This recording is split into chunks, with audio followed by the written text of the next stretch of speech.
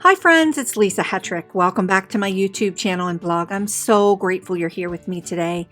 And I want to welcome you to Art Exploration with Jessica, Kelly, and me. This artsy collaboration for 2020 is with two of my super amazing Artista friends. Jessica Sanders is from Color Me Creative. She's a watercolor artist, art journaler, and mixed media artist who teaches online and in person. And Kellie Chassie is from Kellie Chassie Fine Art. Kellie is a watercolor, alcohol ink, resin, and jewelry artist. All three of us met as online teachers, and we've been sharing and lifting each other up, creating and inspiring each other ever since.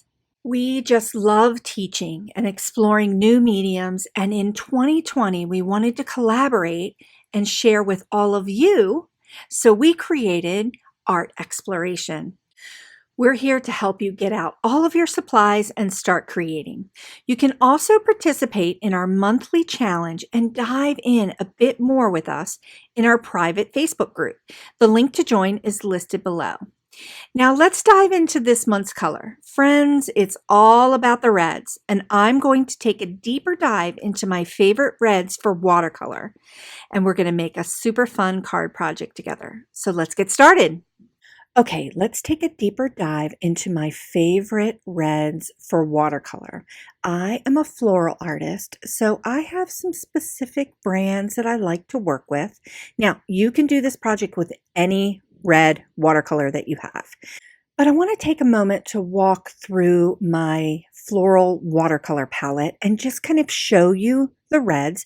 And since we're exploring reds this month, I just kind of wanted to talk a little bit about them as we move through this video.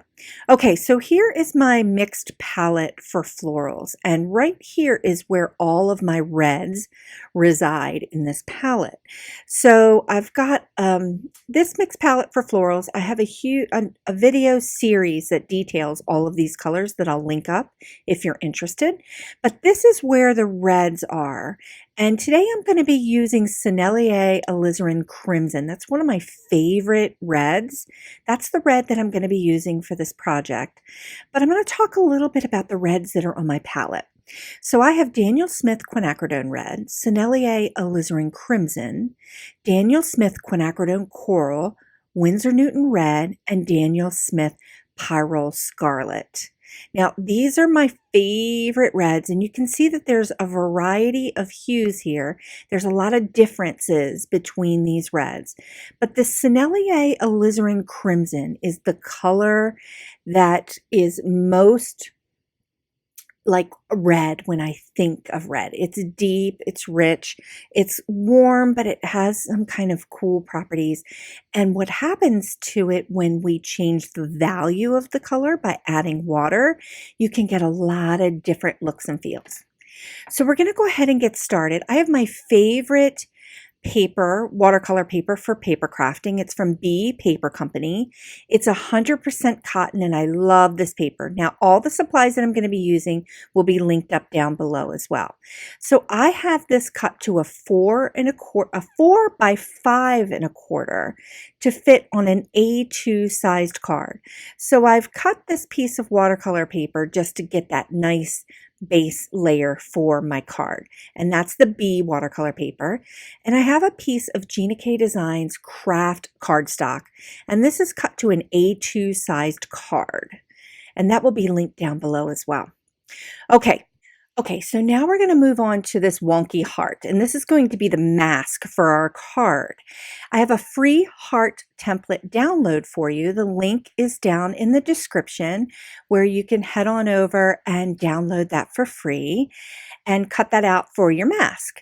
So here's the mask. I've just drew out this wonky heart, and we're going to lay it on top of the watercolor piece, but I have this light tack adhesive. It's repositionable. It's called Pixie Spray from ThermoWeb, and I've sprayed the back of the heart. I'm just going to give it a little spray here, and what it will do is it'll allow me to put this mask down onto the watercolor paper, but it'll be stuck to the watercolor paper, but I will be able to lift it up. So I'm creating a mask, so there won't be any color that will be able to get to the surface underneath this heart. So I'm masking out this area with this wonky heart. So I'm going to take the Sennelier Alizarin Crimson and just put a little dab on to my little white plate here. And this is just a little plate that I have that's great to use in my videos. So I'm just going to put this little bit of watercolor down, and I'm using tube watercolor. The Sennelier brand is really nice. It's made with honey, so you can use the tube or the pan. I really love this version of permanent alizarin crimson. It's such a deep, rich red. It's just so nice to work with. Okay.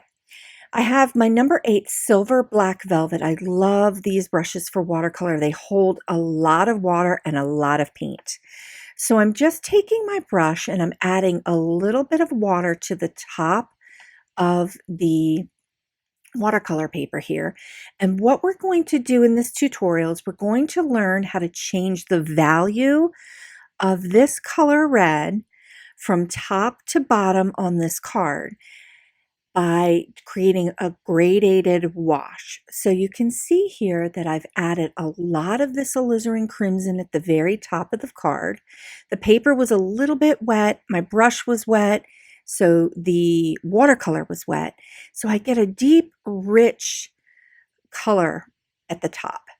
And I'm starting to take a little bit more water on my brush with no paint, and I'm drawing that color down the front of the card.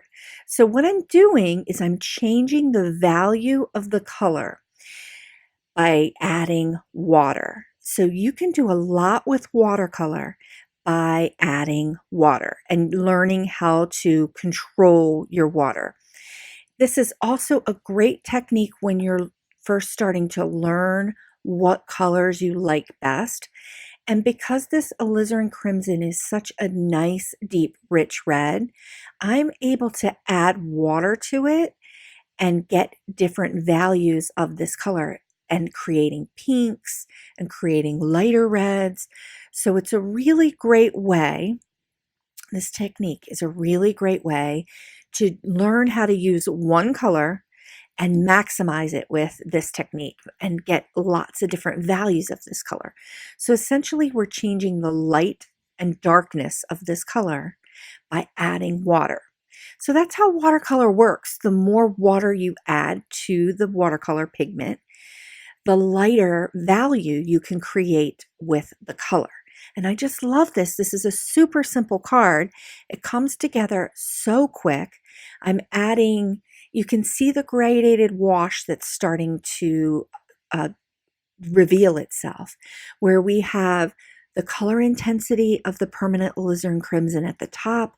And as I've added water and pigment, we are creating a gradated wash all the way down. So look at those pinks towards the bottom of the card. So I've got this really nice graduated wash of color. You can see me just kind of noodling around here and adding a little bit more color at the top. And I'm just dipping my brush in and getting a little bit of water to change the value of that permanent alizarin crimson. And I've got all these really beautiful pinks now at the bottom. So I'm going to go ahead and get my heat tool and just kind of zap this to dry it out so that we can move on. Look at these beautiful pinks and the top with this beautiful, beautiful darker red and how that wash of color changes from top to bottom. I just love that you can do this with one color. And it's such a great way for us to learn how our watercolors work by adding water and changing the value of that pigment. So right now, I'm just kind of doing a little bonus here. I'm going in, my brush is a little bit wet, but not super wet. And I'm doing a technique called glazing. So I'm adding a little bit more pigment to the top to create another layer. And you can see that as I go over the layer that I have already created, and it's dry in between. So I dried it and then I'm adding some more color on top. I can change the values of that graduated wash even more. I can deepen the colors at the top and even deepen the colors towards the bottom. So you can see here on my swatch with the Sennelier how I added a little bit water and able to get like that graduated look of color. This color red is my all-time super favorite because I'm able to create so many different values of that red and even create my pinks. So it's perfect for florals. Okay, I'm going to go ahead and rip that mask off. And look at this wonky heart. You end up with a really fun embellishment that you can use for another project. And I just love that.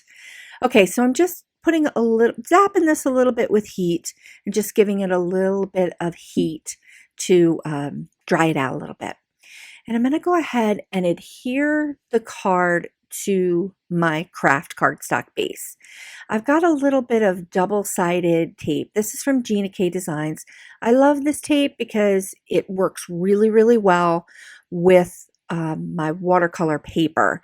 It makes a good, it adheres really, really well, and it holds that watercolor paper down on the craft cardstock without buckling the paper. So I love that. And that's it. It was so super simple to create this card. And look at the graduated wash of red that we've got. We've got that deep, deep red at the top. And because we added water to it, we're able to create the pink values with just one color. And I love this little wonky heart. It's perfect for Valentine's Day or for any day. You could use a pen and go in and doodle inside the heart, which would be kind of fun to create a little extra dimension. Here's a final look at the card project, and I am loving it. I just love this permanent alizarin crimson from Sennelier. Now you can try alizarin crimson in many different brands, and what you're going to find is that they're all a little bit different. But I've kind of honed in on this color because I really like the richness of this red. I hope you enjoyed today's art exploration tutorial when we took a deeper dive into the color red.